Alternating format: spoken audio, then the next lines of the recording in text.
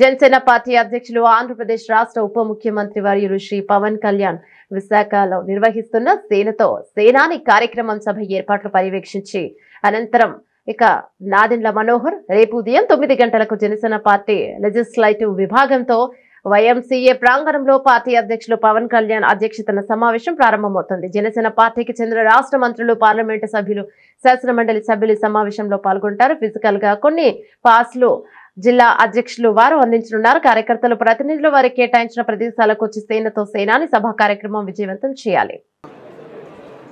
పేరు పేరున ప్రతి ఒక్కరికి కూడా వినాయక చవితి శుభాకాంక్షలు.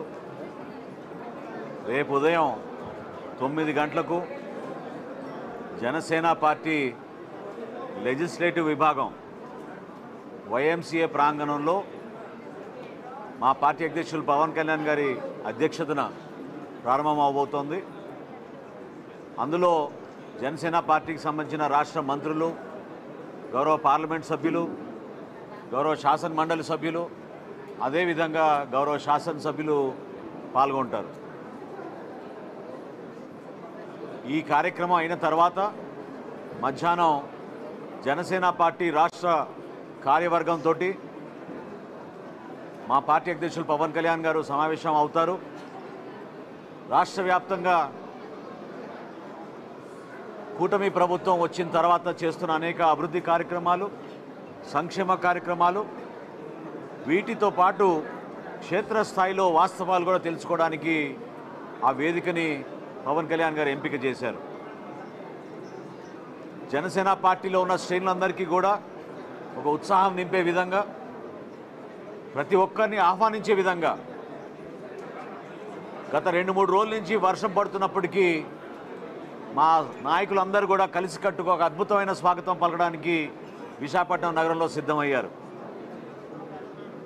రాష్ట్ర వ్యాప్తంగా ఉన్న మా పార్టీ శ్రేణులు, అదేవిధంగా మా వీర మహిళలు, జన సైనికులు అందరూ కూడా ఎంతో ఎదురు చూస్తున్న ఈ కార్యక్రమంలో తెలంగాణ రాష్ట్రం నుంచి కూడా ప్రత్యేకంగా దాన్ని కూడా ఆహ్వానించడం జరిగింది.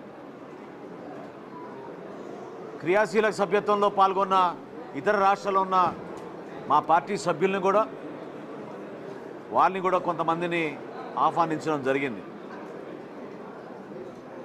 పవన్ కళ్యాణ్ గారు నిన్న ఇవాళ జరిగిన కొన్ని సమావేశాల ద్వారా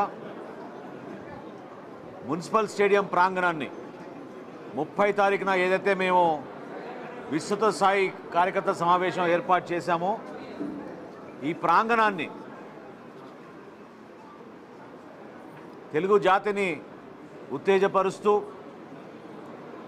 చివరికి ప్రాణాలు కూడా తెగించకుండా, ఇబ్బంది లేకుండా పోరాటం చేయాలి మన అందరం కలిసికట్టుగా అనే దానిపైన బ్రిటిష్ సామ్రాజ్యం పైన పోరాటం చేసిన మన అల్లూరి సీతారామరాజు గారి పేరుతోటి ఈ ప్రాంగణాన్ని ఖరారు చేయడం జరిగింది. స్టేడియంకి ముఖద్వారాలకి తెన్నేటి విశ్వనాథం గారి ద్వారం, అదేవిధంగా శ్రీ కోడి రామ్మూర్తి గారి ద్వారం, శ్రీ గురజాడ అప్పారావు గారి ద్వారం, వీరనారి గున్నమ్మ గారి ద్వారం, చివరికి మహాకవి శ్రీశ్రీ గారి ద్వారం, ఈ 5 ద్వారాల ద్వారా అల్లూరి సీతారామరాజు ప్రాంగణానికి రాష్ట్ర నలుమూల నుంచి వస్తున్న జనసేన పార్టీ క్రియాశీలక కార్యకర్తలు, నాయకులు, గౌరవ శాసనసభ్యులు, పార్లమెంట్ సభ్యులు, శాసన మండలి సభ్యులు అందరూ కూడా 30 తారీఖున 1 గంట నుంచి ప్రారంభమయ్యే సభలో పాల్గొంటారు. రేపు ఉదయం లెజిస్లేచర్ పార్టీ సమావేశం తర్వాత కార్యవర్గ సమావేశం 3ంటికి ప్రారంభమై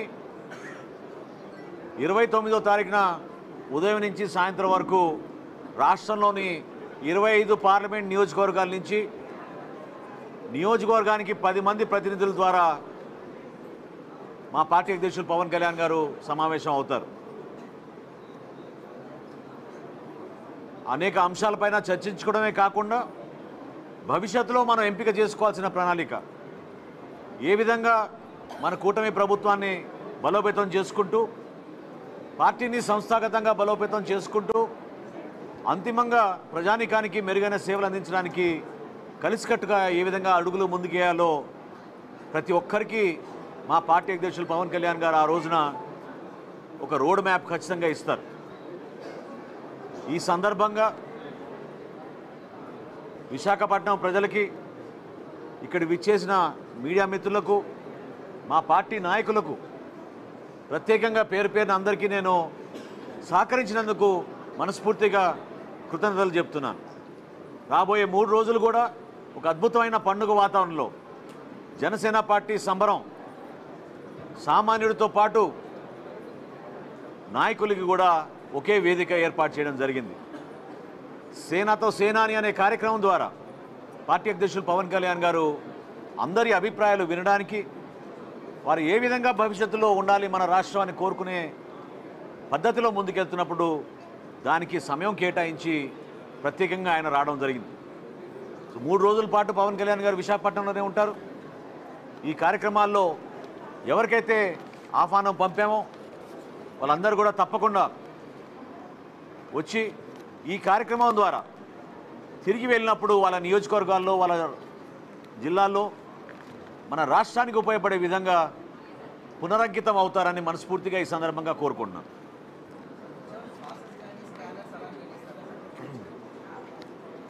రాష్ట్రంలోని ముఖ్యమైన నాయకులకు, క్రియాశీల సభ్యులకు డిజిటల్ పాసులు ఆల్రెడీ పంపడం జరిగింది.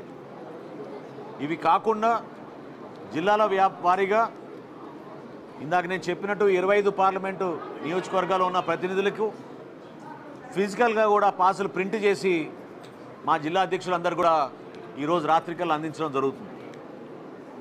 సో ఎవరైతే ప్రతినిధులు ఆహ్వానించామో వాళ్ళందరూ కూడా దయచేసి మీకు కేటాయించిన పాసుల ప్రకారంగా వచ్చి వారి స్థానాల్లో వాళ్ళు కూర్చోవాల్సిన అవసరం ఉంటుంది.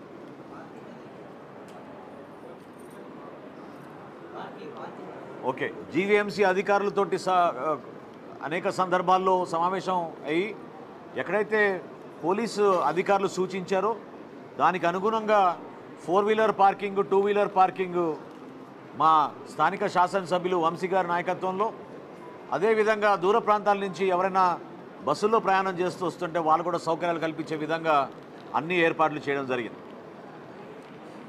థ్యాంక్ యూ మా.